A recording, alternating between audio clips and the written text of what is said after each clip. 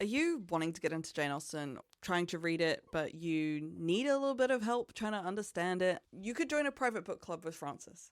You set the timeline, you set the agenda. Through video calls, emails, chat with Frances, learn more about the story. And she's going to help you understand Austen. And you know what? That would make the world a better place. Kia ora, welcome to the Amateur Austenite. I'm Frances Duncan, author, Austenite and life coach. My co-host is Emma Dunning. Ready for a siesta. Oh, I tried to have one earlier. Today we're discussing chapter 19 of Sense and Sensibility. A lot happens. It kind of feels like it should be 2 chapters. Edward leaves. Before he leaves, there's this whole discussion about what he wanted to do with his life, what he's allowed to do with his life, and where he's going. Then after he leaves, the Palmers turn up, who are Mrs. Jennings' daughter and her husband. So Edward stays a week. You were commenting that to you it seems like a week is a long amount of time? But Jane Austen wants us to know that is in fact a short visit and that he is cutting it short.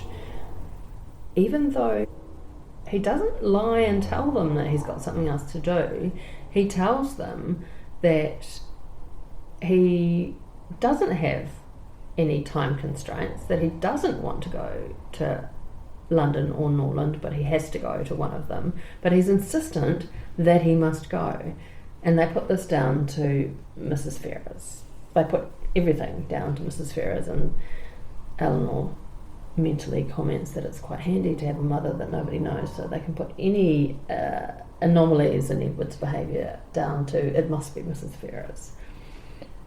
So there are a couple of reasons that he has to go, one of which is probably Mrs. Ferrers. She would not be pleased if he stayed very long there, because Fanny will have told her mother about Eleanor, and they're trying to make sure that Edward doesn't marry Eleanor. They don't know about Lucy, where he's just been.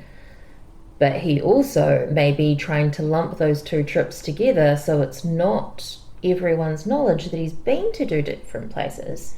So if he spends a week in one place, a week travelling, and a week in another place, he's just been 3 weeks away. Yeah. And the amount of time it takes to travel is important. That's why you tend to stay a long time. If it takes you 2 days to get somewhere, also costs a lot of money to get there, you stay longer. People would stay months. Remember that he was at Norland for 6 months. And he's staying in a house with 4 ladies. Presumably the manservant, would he sleep in the main house? Yeah, he'd sleep in the garrets. Yeah. It just does seem a little bit odd. There's no man at the house, a young unmarried man staying with a couple of unmarried ladies and their widowed mother who's only 40. She is a widow. That makes her respectable. Seems like a missed opportunity. What, for him to sleep with all of the Dashwood women while he's there? Why not? He's not that kind of guy. No. Everything, as you say, is put back to his mother to explain why he's being the way that he is. And Mrs. Dashwood teases him, you'd be happier if you had some sort of profession, and you'd also know where you were going when you left. It must be so weird for them that he's like, I've got to go. I don't know where I'm going, but I have to go. I want to get away from you. That's what it sounds like. But he's also saying, my greatest happiness is being here with you. And there's a whole quite large speech from Edward. He doesn't talk this much. I have no necessary business to engage me, no professional employment, nothing to afford me independence. I am an idle, helpless being. I've always preferred the church, not smart enough for my family. They recommended the army, too smart for me. He could be dashing and expensive, whether he had a red coat, i.e. the army, or not. The law could be good, but I had no inclination for the law. The navy, it was fashionable, but I was too old. And since I don't need the money, idleness was decided to be the most advantageous and honourable thing for me to do. It sounds like he wants to be doing something, but he's not been allowed to. General Tilney in Northanger Abbey thought it was really important that his sons had professions, even though his eldest son, Captain Tilney, would inherit Northanger and the money that came with it. General Tilney thought it was important that he had a job. And I hate to think what sort of shit he would have got up to if he didn't have a job, because he was bad enough as it was. Yeah. I have to agree, it is important to have your own occupation that you can feel proud of what you yourself have achieved. And Edward clearly sees that. He does go to Oxford to be idle. To enter the church, you do have to study theology. Yes. He could always have taken orders. I suppose you could study something other than theology at Oxford, but it's interesting that he hasn't put his foot down with his mother before now. Because he's Edward. He's not the sort that would put his foot down. Not about something like this. When it comes to Lucy, he puts his foot down because that's the honourable thing. But he also respects his mother as head of his family. But technically, he should be head of the family, but yeah. But the question about employment comes up a lot in Sense and Sensibility, and it's possibly one of the reasons that he likes the Dashwoods so much, because they have their own employments. They're always working on something. That's true, and it comments that Edward's sister doesn't. And the same with the Middletons. They don't have anything to keep them busy, and they're always like, what are the Dashwoods doing? We turn up and they're always doing something. It's so odd. But they're not idle. They work on their music or their art. Not sure what Mrs. Dashwood works on. Reading? But it's very clear that they always all are working on something. They're not just sitting around waiting to be entertained like the Middletons, and that's why the Middletons constantly need people there to keep them entertained. We do get some insights into Edward's self-esteem. Edward talks about if he has sons, that they will be brought up to be as unlike himself as possible in feeling, action, condition, and everything. Very sad. I think all parents want their children to be better people than they were. But yeah, the way that he's saying it is like unlike yourself as possible. Like there's something wrong with me. I don't want my kids to have that. Although most people would go, I don't think I should have kids, actually, if that's the case. But this is pre-contraception. Sure. So to not have children is not to marry. And we know he will, whichever way it goes. He knew he was going to marry. Mrs. Dashwood, again, just wants it to be his mother's fault. She keeps coming back to that. At some point, your mother will give you an independence. It's her duty. And Mrs. Dashwood always wants to think the best of people. And perhaps it is Mrs. Ferris's duty to give Edward some kind of independence. But what she's focused on is, I want him to be fancy. People should know him. He should be in expensive clothes and an expensive carriage and more like Robert. Yeah, the independence part is interesting. So presumably at the moment Edward gets an allowance, and what he should have is the lump sum handed over to him to manage himself. So the allowance means that he's kept on a string. He has to do what his mother says or his allowance gets cut off.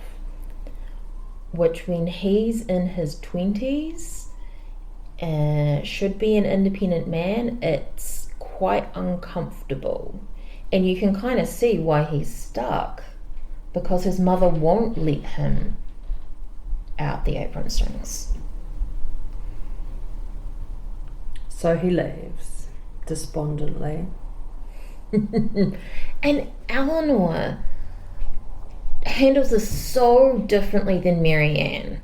And Marianne is quietly bitchy about it in her own mind.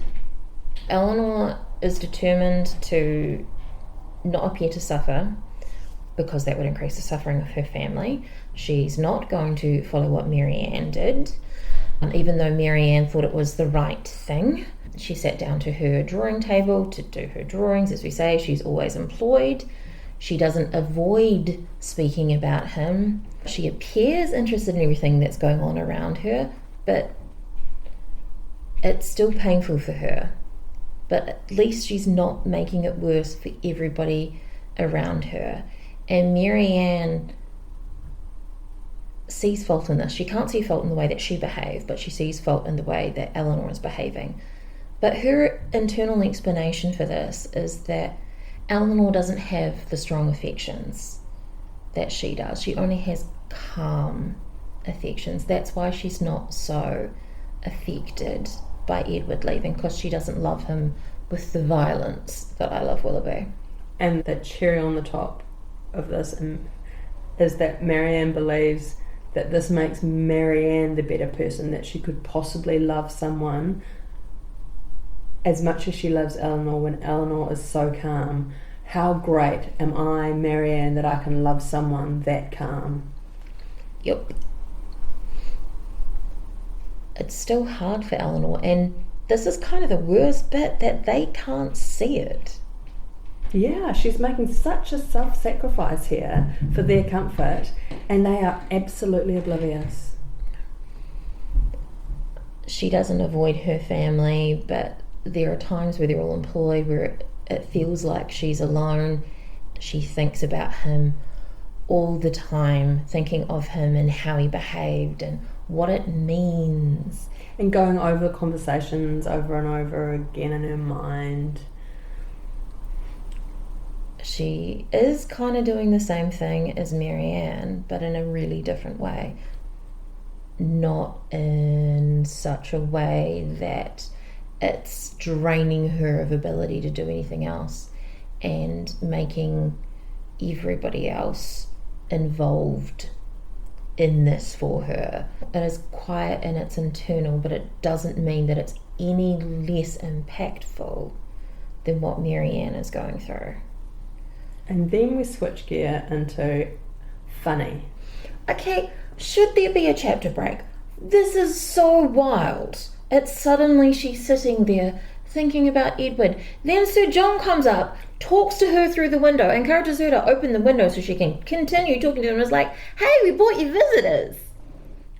Mrs. Jennings is helloing through the window, but she's galloped across the garden to shout through the window, and they're talking about their guests who are right behind them and can probably overhear.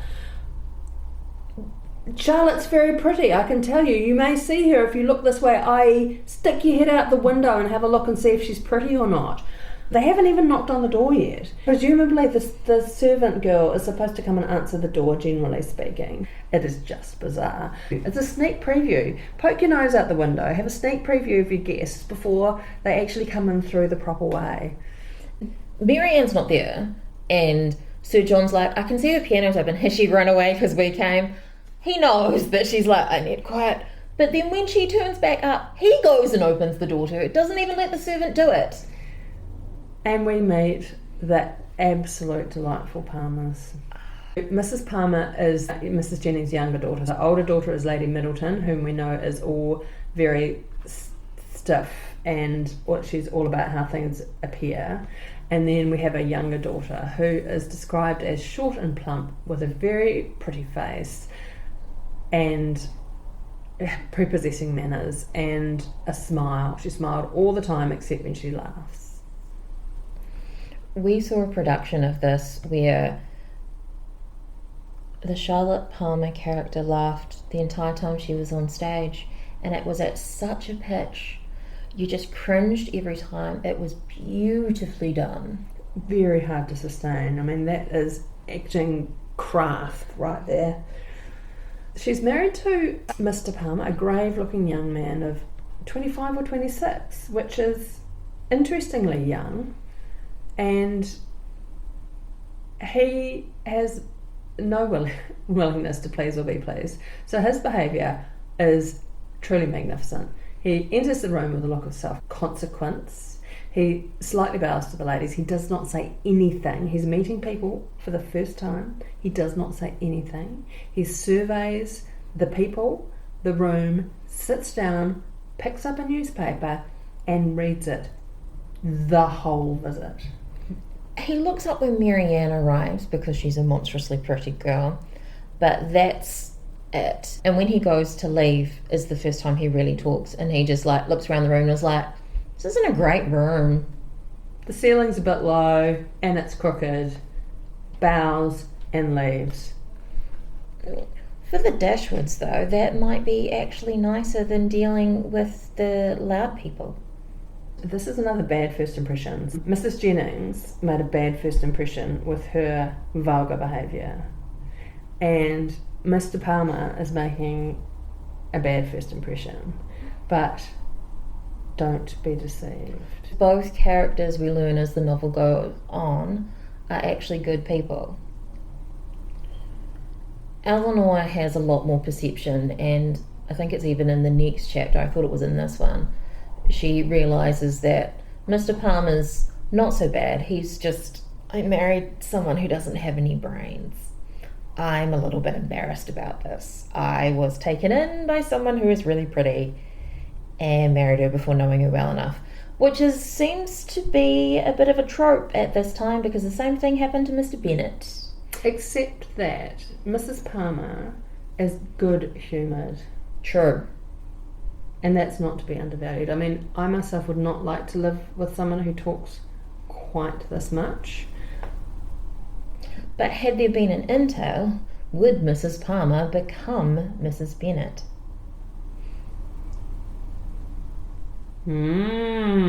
Because you've got to bear in mind that Mrs. Bennet needs to get her daughters married off. That's why she is the way she is, because they don't have enough money to live on once he dies. But also, it's not nice to live with a husband who doesn't respect you.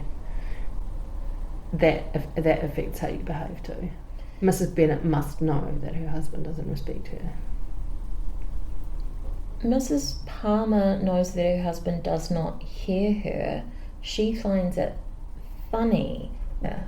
Will she become more like Mrs. Bennet because of the way he treats her? In addition to the potential intel. Well, we shall see. Mrs. Palmer is very much like her mother, Mrs. Jennings, in the prattle. There's a beautiful piece of dialogue here from Mrs. Jennings. She's telling them how surprised they were that the Palmers came. Mrs. Jennings is telling the Dashwoods about their arrival, that they'd arrived so suddenly. They heard the carriage last night. I had thought of nothing but whether it might not be Colonel Brandon had come back again. So I said to Sir John, I do think I hear a carriage. Perhaps it is Colonel Brandon come back again. The way she recounts the story, why say it once when you can say it twice? It's just a beautiful piece of character writing. You can hear Mrs. Jennings talking and talking and talking. There's several paragraphs before you pick back up with Mrs. Jennings, who's been talking that entire time. She talked on as loud as she could, continued her account. Of their surprise. Mrs. Jennings, showing she is vulgar again, indicates that Mrs. Palmer is pregnant. And Lady Middleton changes the subject because it is inappropriate. I feel for Lady Middleton having such a sister and such a mother that it must embarrass her constantly. Not on a way that she's a feeling kind of person, because Lady Middleton is being described as cold, but more as she's aware that they're not behaving the way that they should be. I think there's kind of a middle ground where you can be affectionately tolerant of the foibles of your family. Lady Middleton's not that. She even struggles with her husband. Yeah. Unfortunately, we do see that Eleanor and Marianne are still a bit snobbish about these new friends of theirs because they're invited up to the park to have dinner and they don't want to go because they have no expectation of pleasure. Is that snobbish considering that whole scene that we just witnessed, where they had Mr. Palmer ignoring everybody, Mrs. Jennings and Charlotte both talking non-stop? So they probably would enjoy an evening at the cottage pursuing their own interests more. I guess it's quite comic to read about these characters, but maybe not so enjoyable to spend an evening of several hours in their company. With Mrs. Palmer's laugh. She does seem genuinely happy, lovely person. She's complimenting everything. The room's lovely. Look at the art, it's so lovely, I could look at it forever. Sits down and forgets it exists. Mrs. Dashwood does encourage them to go to dinner though. You guys should go socialise. But she chooses not to go because she wants to maintain the rules of sociability where the Middletons should dine with them as much as they dine with the Middletons. But it's okay for her daughters to go. I imagine it costs a fair amount to feed. The crowd of them now would be 5 extra people to dinner, and that's quite an expense if you're going to feed them meat in multiple courses. She has to be a bit careful how often she invites them to dinner. That too. In one of the chapters around here, I'm not sure if it's before or after, Lady Middleton is expressing a similar, no, we can't have the Gilberts because they dined with us last. We have to dine with them before we can invite them again. Yes. She and Mrs. Dashwood do have the same rules of society, but they kind of apply them in a different way, where Lady Middleton comes off as cold and Mrs. Dashwood doesn't. I think the rules are partly so nobody feels awkward. Which, thank you, can we bring those back because I don't understand socialising. I think there are rule books. For now? Yeah, I just think that they're not universally agreed. Austen's making a joke about Mrs. Jennings and her daughters that they are anxious to avoid a family party. Yeah. And they've only just arrived too. They can't actually tolerate an evening of only themselves. They need someone to break it up a bit. When they arrive, Eleanor's all by herself, and Mrs. Jennings says, "You'll be glad of a little company to sit with you," because she would be, and Sir John would be, and probably Lady Middleton would be, but not Eleanor. Eleanor's quite happy to be solitary. All of the Dashwoods are happy to be by themselves because they don't need other people to stimulate them. They've got more going on. And that's a big difference between the characters. Is that not just introversion and extroversion? Like, it's Actually, not more virtuous to be introverted than it is to be extroverted. I am not attributing any virtue to it. I think that Austen is using it as a way to joke about the Middletons and the Jennings, that they don't have a lot going on in their heads. Yes, that's fair. It says it explicitly earlier. Marianne's bitchy and doesn't want to go. We don't have to pay much rent here, but it's so hard having to socialise with them all the time. We pay in other ways. And Eleanor's like, you didn't used to mind. I wonder why. What's changed? I mean, she would never be that straight about it, but yeah. And that's our discussion of Chapter 19 of Sense and Sensibility by Jane Austen. I've been Frances Duncan, and this has been Emma Dunning. Thank you for listening, and we wish you happy reading.